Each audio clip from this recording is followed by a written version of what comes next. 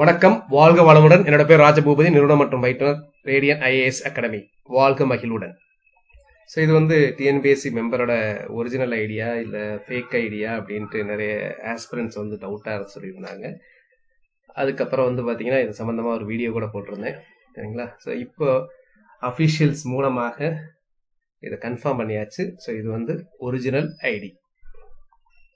TNPSC member reverend father Raj அவர்களின் original ID தான் இது, ட்விட்டர் ஐடி. ஸோ அப்போ நீங்கள் இதில் இருக்கக்கூடிய இதில் போட்டிருக்கக்கூடிய நியூஸ் இது எல்லாமே நீங்கள் ஃபாலோ பண்ணிக்கலாம். இதில் பார்த்தீங்கன்னா நிறைய அன்லிமிட்டெட் என்கொயரிஸ், ஏன்னா டிஎன்பிசியில் நிறைய என்கொயரிஸ் வரும். ஏன்னா இந்த ஜட்ஜ்மெண்ட் வந்தாச்சு, ஸோ அப்போ இந்த ரிசல்ட்ஸ் போடலாமே, அதிலே வந்து சாரே சொல்லியிருக்காங்க பாருங்கள். ஸோ இந்த டெட்லைனுக்கு வந்து நாங்கள் மதிக்கிறோம். அதே சமயத்தில் இந்த ஹைகோர்ட் ஜட்ஜ்மெண்ட் அண்ட் விமன் ரிசர்வேஷனுக்காக தான் நாங்கள் வெயிட் பண்ணிக்கிட்டு இருந்தோம். ஸோ அதனால் இப்போ எல்லா ஹர்டில்ஸும் எல்லாமே போயிடுச்சு. அதனால் ரிசல்ட்ஸ் வந்து இனி வர்றதில் பிரச்சனை இருக்காது அப்படின்னு சொல்லியிருக்காங்க. அதை தவிர இன்னைக்கு நடந்த இஓ எக்ஸாமினேஷனுக்கு விஷஸ் சொல்லியிருக்கிறாங்க. இந்த தீர்ப்பானது ஏற்கனவே மேற்கொள்ளப்பட்ட நியமனங்களை பாதிக்காது.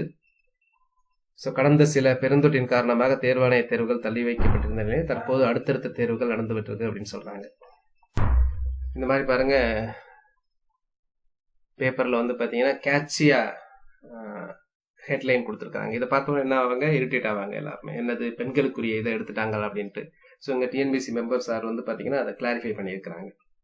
ஸோ வெர்டிக்கல் இல்லை, ஹரிசாண்டலாக கொடுங்க அப்படின்னு சொல்லியிருக்காங்க. பட் இவங்க constitution does not allow quota for women in public jobs அப்படி, அப்போ வந்து ரிசர்வேஷனே கிடையாது அப்படிங்கிற மாதிரி. ஸோ இதுதான் வந்து இந்த மெயின் ஸ்ட்ரீம் மீடியா வந்து நிறைய பிரச்சனைகளை ஏற்படுத்தியது. So is Reverend father Raj Maria Susai அவர்கள். நன்றி.